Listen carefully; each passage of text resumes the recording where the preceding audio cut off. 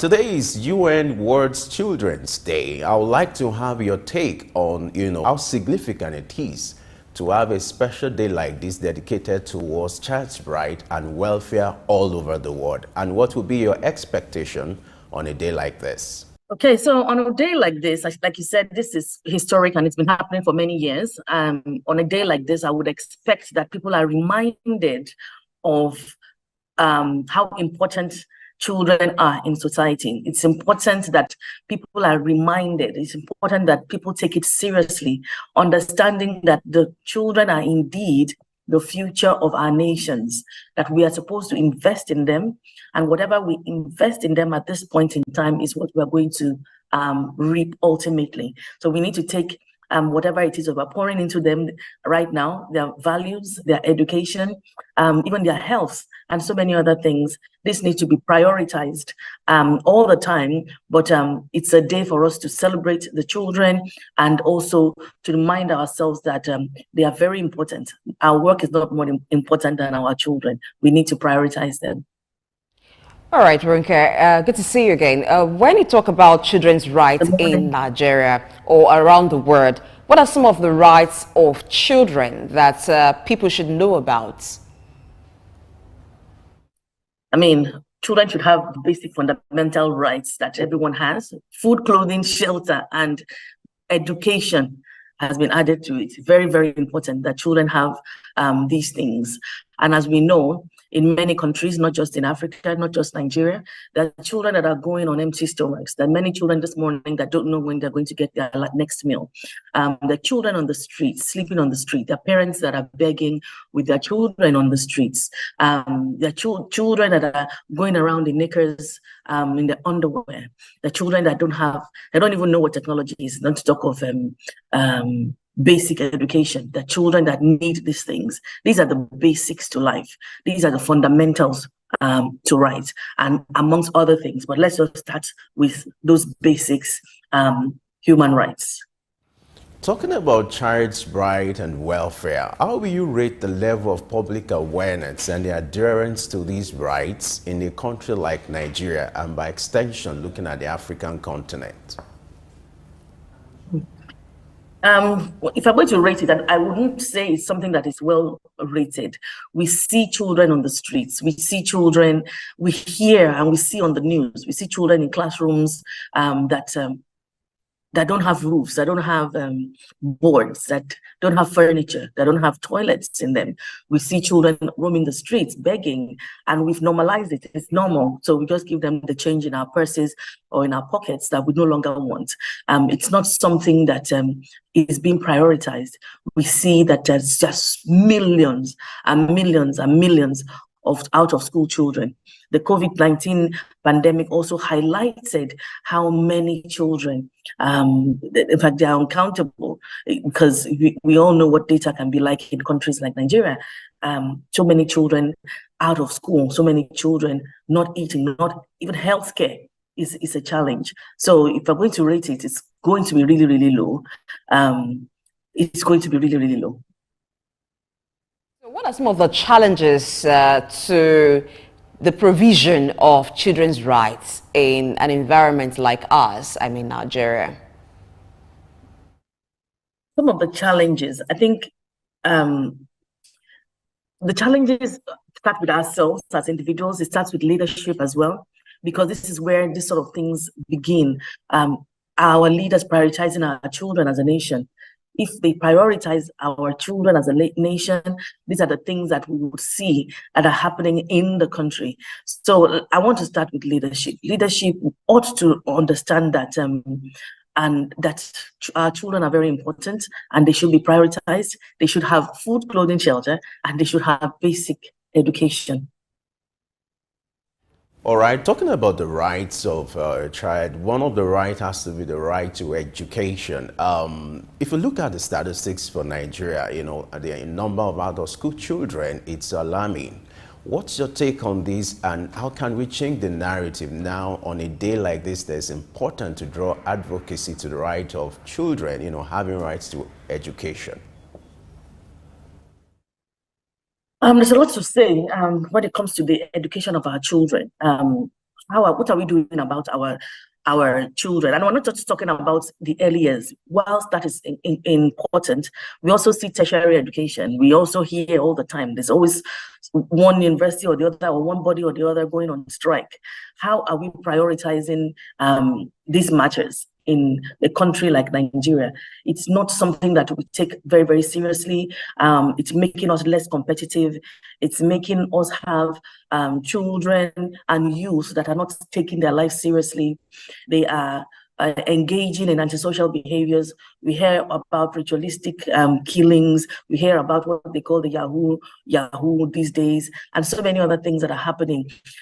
Even not having basic education sometimes keeps these children on the streets. They are begging, or they are trading for their parents. They are hawking things around, which also leads to abuse of our children. Some of them are abused verbally, physically, sexually, and in different ways. So I could go on. The challenges are really, really deep and ingrained in the system. Okay, let's look at some of the rights of children that may be infringed upon even by their parents, maybe ignorantly. So the rights of children are categorized into different levels. There is the right to development. There is a right to participation. I'm going to look at participation now and also development. For participation, according to the UN standard, this includes rights that enables the children have right to freedom of expression, association, and participation in decision-making process. In fact, the decision-making process may make you laugh, because over here or in a lot of places, it is seen as if children have no say. Parents decide for them in every matter. So as a parent, how do you ensure that while you're also doing what is best for your child, you also give them the room to be a part of the decision-making process? Let's start from there. Well, culturally, like you've pretty much alluded to, culturally, it's not something that we tolerate in Nigeria. We don't even want children to be heard. Don't talk while adults are talking is a common saying. It's rude if a child's voice is heard where they're adults. So when you talk about freedom of expression, it's probably not there in many homes. When it comes to participation, it's pretty much do what you are told whilst you're under my roof. When you have your own roof, then you can do whatever it is that you want. But right now, whilst you're under my roof, you have to do exactly what I'm telling you to do. And we see these days, irrespective of the social status of the family, you still find that these things happen. Even right down to the career choices that the children make. They are forced to take courses that they don't enjoy, or told paths that they do not want to. And this is because this command and control, this authoritarian kind of parenting exists in our society a lot. So yeah, like you said, these are pretty much non-existent in many homes. And another thing is that there's poverty, and when there's poverty, it limits our options. It doesn't give us a lot of options. So even as parents, when you know that you don't have the funds to do things, so let's give you a basic example of even dinner, for example. If there's no other option as to, we're only going to have noodles tonight, there's no option. So really, what are we talking about? This is that or nothing. These are the kind of things that we have in our society today. Let's be real here and be practical here. At what point do you strike a balance between granting your children autonomy or freedom, between granting them that freedom and then looking at their safety? Because at a critical stage like this, they could be naive, looking at the age and inexperience. So how do you strike the balance as a parent?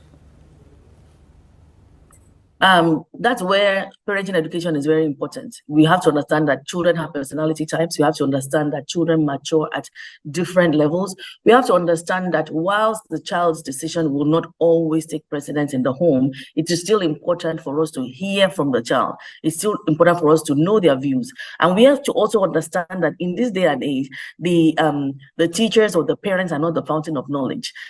There's access to technology these days, and that also allows children to learn and know a lot, even in certain areas significantly more than those that are the primary caregivers. So it's important to hear from them. Yes, the children may be naive, however, their views are still important. What they have to say is still valid. And where it is something that could put them at risk, it's important that we explain these things to the children. You know, we also have a culture where it's what I say, my way or the highway. In this day and age, if you're not explaining to a child the reason why they shouldn't do something, if you're just telling them no with no reason, you find that they're very curious.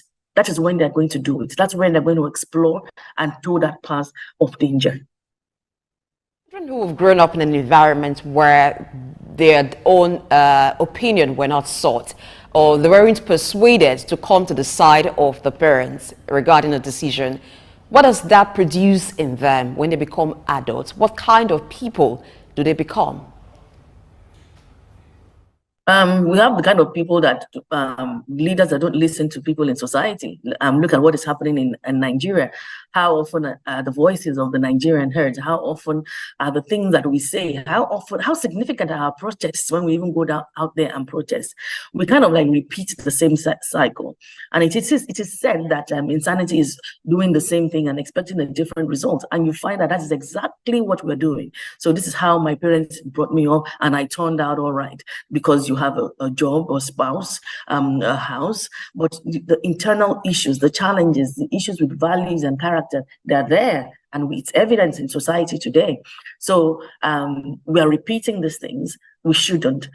We have to ensure that we are truly not insane, and we're seeking alternative strategies. We are learning on an ongoing basis. We're lifelong learners, and we're learning new strategies to raise our children differently. You know, our parents were not saying they didn't do a good job. They did what they know, given the information that was available to them, which is oftentimes, or which was limited. Now we have significantly more information and more access to information. And as we know better, we must do better.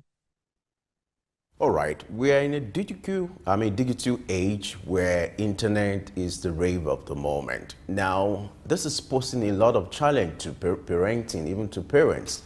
Now, what kind of mechanism do you put in place to ensure you monitor the activities of your children, their online activities, to instill, sense of responsibility? At the same time, you're not impeding to their privacy. Again, as a parenting coach, I keep saying many things. You find that we want privacy for our children.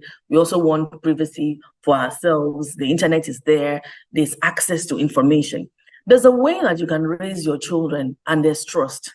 There's a way that you can raise your children to have the right values and they know where not to navigate.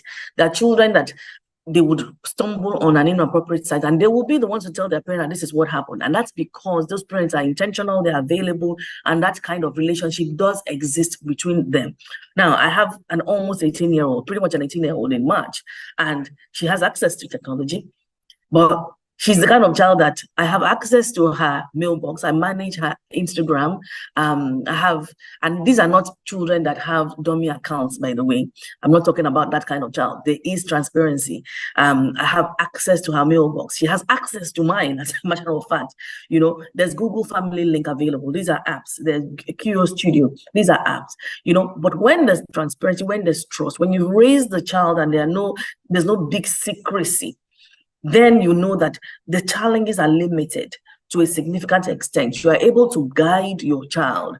But then when the trust is not there, and when the parent is not there, because parents really have to be there, because your presence also buys the trust of your children. And I'm not talking about just being physically present, but emotionally absent, mentally absent. So there are parents that, yes, they will tell you that they're stay-at-home moms and they're working from home, but they're constantly on the Instagram, on the Facebook, they're constantly on the TikToks online, and the children are talking to them and they're pressing one thing or the other. They're not there. That's not the kind of parenting I'm talking about. I'm talking about being there. And even if you have access to technology in your home, we have to understand that whatever is not managed is subject to significant abuse. So we must ensure that we are also learning how to be digital literates. We are able to manage it. It's just like eating food excessively or throwing your child in the jungle and saying, go and cook by yourself. This is what happens when we leave our children out there to do whatever they want online. So there are so many ways that we can do it. But people assume that they know what to do. oftentimes people don't know what to do. Even those of us that work with children, that run schools, that work with parents as coaches, we still continue to learn. We remain lifelong learners, knowing that strategies will continue to change, knowing that we need to keep up with advancing technology so that we can also engage with our children. There are parents that are significantly miles and miles and miles behind their children in what they are doing. They have no clue. Now, I'm not saying that you should become a digital expert because you have children, but you should have an idea. You should have a high-level understanding of the affairs of your children online. And the technology itself must not take over in your home. If it's causing a problem in that home, then get rid of it. All right, let's talk about development rights. These include the right to education, the right to play, leisure, and even cultural activities. Looking at the way our system now operates, I'm talking about the education of children and the way children are made to live. When school is in session, it's like from the regular classes to after-school lessons. And when they're on holidays, a lot of parents push their children over to summer classes. Does it look like we're respecting these rights or even taking into account what they mean for the children? Many people will argue that they need to make a living.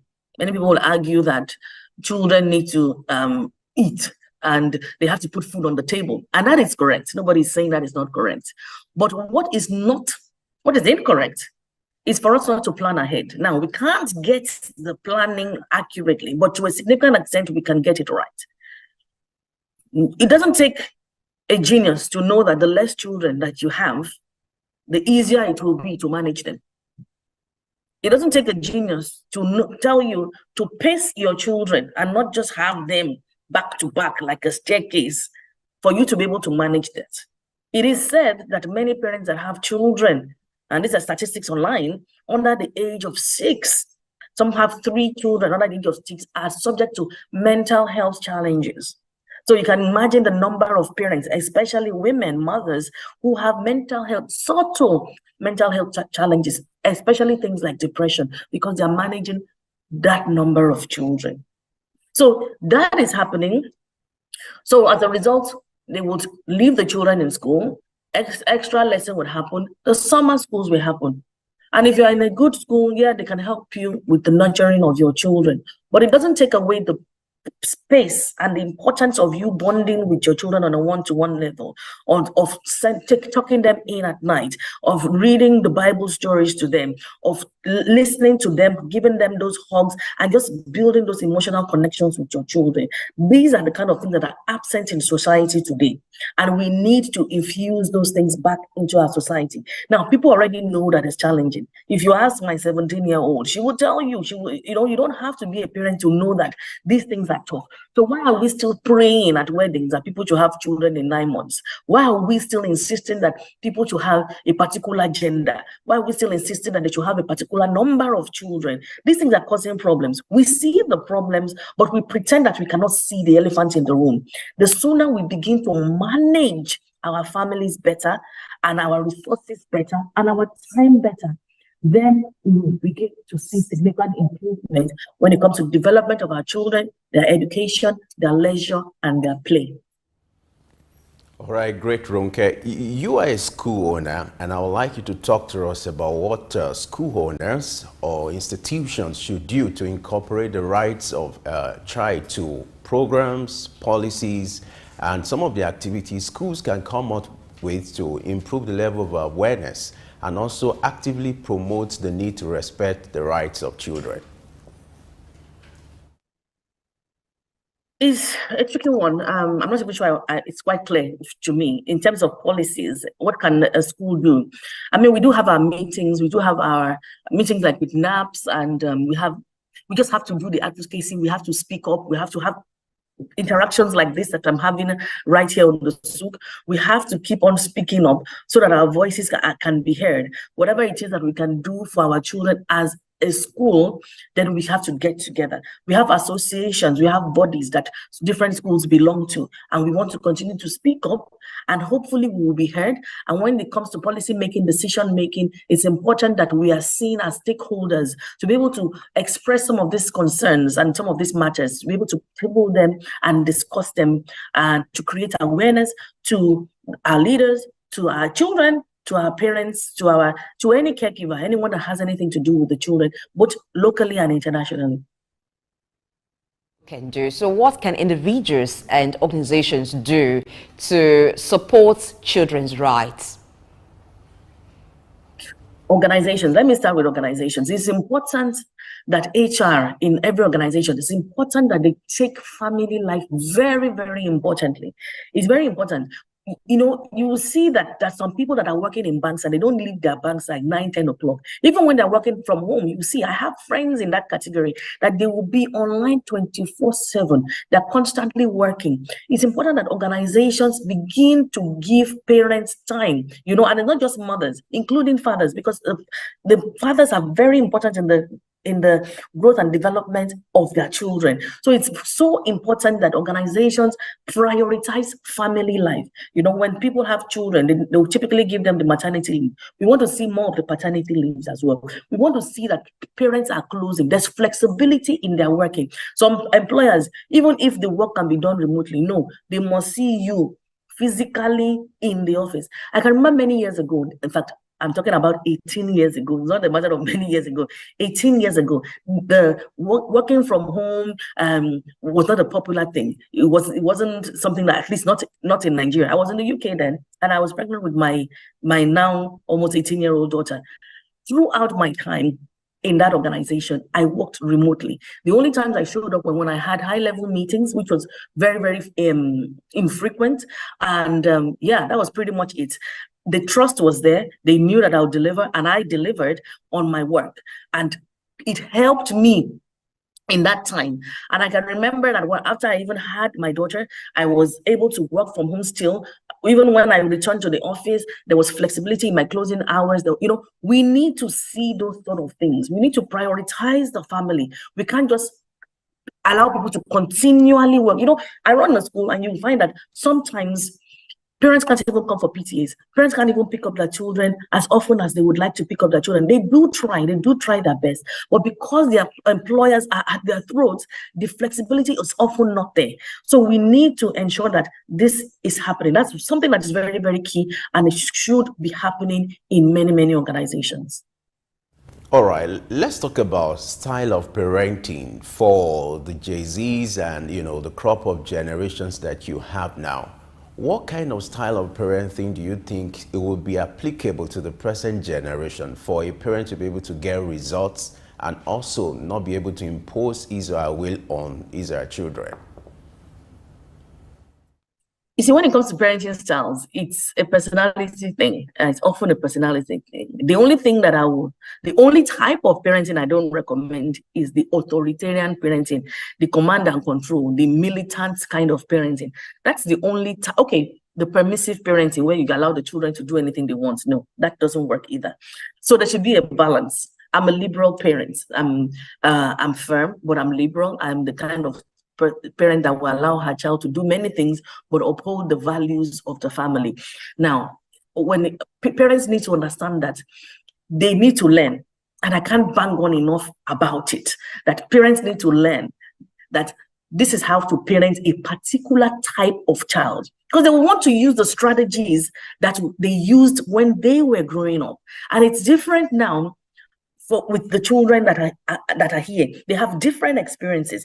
Many of them are digital natives. Many of them have access to so many things. They are social beings, you know, but you want to parent them the same way, just like we started at the start of the conversation, where we don't even want to hear their voices. We don't want them to be speaking they don't want to speak when we are speaking as adults. So we must know that children are different. There are different types of children. You've mentioned the Gen Z children. We also have the Alpha Gen children, Generation Alpha children. They exist and they need that connection with the parents. And if you don't do it early, you will lose the children. You'll find that your influence will be very limited. You'll find that their peers will be the one that are parenting them. They'll be parenting themselves on TikTok because these are the things that are happening. They get a lot of influencers, putting a lot of influencing them negatively, positively, in whatever manner, not necessarily according to your values. Now, if you ask how many families do genuinely have family values that your children understand, they will keep telling you that, oh, I want a godly child. Do you know what it is to have a godly child? Do you know what it means to have a godly child? Do you know that a godly child has to have different expressions? Do you know how to manage that? They don't. But do you want to learn? If you tell them to come to a parenting conference, it's going to be very, very empty. But if you ask parents, come and learn how to make 1 million in 60 days, the hall will be packed full. You won't be able to get people inside. So the sooner people decide to prioritize and learn how to parent in particular ways and particular children, the better for all of us and society. Okay, once upon a time, we spoke with a child psychologist, and then he was talking about the different methods of parenting. It spoke about persuasion. It spoke about insistence. There are different methods that you can use at different times. Now, for persuasion, I can understand that, yes, there are times you need to make the child see reason. And then for insistence, there are times you need to put your foot down and say, this is it. This is how it happens in this home. Now, this is where I'm going. Corporal punishment is something that has been discouraged a lot in homes and in schools. So how then do you insist when a child wants to go one way and you as the adult, knowing to a good extent what is best for the child, and you say, this is my home, I have to a great extent also allowed you to try to see reason with where I want this to be. You can't, in some homes, particularly in other climes, you can't spank the child. You can't flog the child. So how then do you insist on certain rules? And what's your thoughts on corporal punishment? For me, corporal punishment is a no-no. And one of the reasons is because it doesn't work. It's for lazy parents, and you can quote me anywhere. I have written a book, and I'm not advertising it. It's 101 tips to curb the beating and the shouting. And I'm saying it to let you know that there are so many other strategies to raise a child that does not involve you raising your voice, and it doesn't involve you smacking or beating your children. So there are strategies. But a lot of people are too lazy to learn how to parent their children. They're too lazy to learn to go for courses, to read books. They just want to do what was done to them. And they want to convince themselves that it is okay to parent their children by beating the children. So when they japa, they get into trouble and they begin to take their children away from them. Social services begin to monitor them. These are the things that happen. We know sometimes that we don't behave in Nigeria, but when we go out of Nigeria, somehow we begin to behave. This is because Nigeria has allowed us, and climates like this and African countries have allowed us to abuse our children in different manners. Now, I don't believe in corporal punishment. I run a school and we do not operate using that. I have raised a child and I don't do that. Shouting and beating are completely out of it for me. What works? There are many things that work. I'll give you some example. You must understand the personality child. There's a personality assessment that you can have for every child and for yourself, and you will know how to marry both of them together and how to parent your unique child. What works for child A is not going to work for child B, C, D. They are all different, and you must be flexible enough to learn it. If you are flexible enough to have those children, then you must be flexible enough to learn how to parent each and every child. The more children you have, the more work you are going to have to do, and that is essentially what it is. You will know what works. You will know the disciplining measure. There must be consequences, and when there are consequences for children, it doesn't mean that it has to be corporal punishment, because that is just something that you do immediately. Very short-term results. It doesn't have long-term results. Instead, there's more harm than good. Many people will say they turn out all right. They turn out all right because they have, like I mentioned earlier, the spouse, the job, the house, the car. But they have internal struggles. They are gambling. They're on social media. They're addicted to shopping. They are addicted to taking people's husbands and wives. They're cheating. They are doing things that I can't mention at this time of the day online. You know, they are hooked on those things. That is where the challenges. Those are the challenges, you know, the ones that are not visible, because these are coping mechanisms, you know, coping mechanisms. People are struggling with many things and they do many things. So some people are beating their wives at home, some people are beating their husbands at home, but they turned out all right because, of course, they are working in the law firms, oil and gas and everything. These are the consequences of the trauma that a lot of people have instilled on their children. The typical African person is struggling with a lot of childhood trauma. They're carrying it around. And look at it, look at the society. You know, you're moving around on the road. How many people are smiling? How many people are willing to allow you through when you're going on the street? How many people, any small thing, they are really pent up. There's pent up anger. They're waiting to fight. They're waiting for an outburst. And people will insist that they turned out all right. So the challenges are there. We must learn how to parent the children. Now, somebody's going to quote again. Oh, what is she saying? She's saying some rubbish. The Bible says we should spare the rod and spoil the child. And I will tell you that in my book, I also did that research about the rod, which is misunderstood. People assume that it's a physical rod. It isn't a physical rod. The rod of correction is one of discipline in love. It's a rod of miracles. The rod and thy staff, they comfort, they do not strike. And in the book of Deuteronomy, it says that a rebellious child should be stoned to death. Now, do you now stone your children to death because it's in the Bible? Because we misconstrue it and we take what is convenient. We want to do it. And we will fight people like me online that say, don't smack your children. They will say, oh, your own children will be spoiled.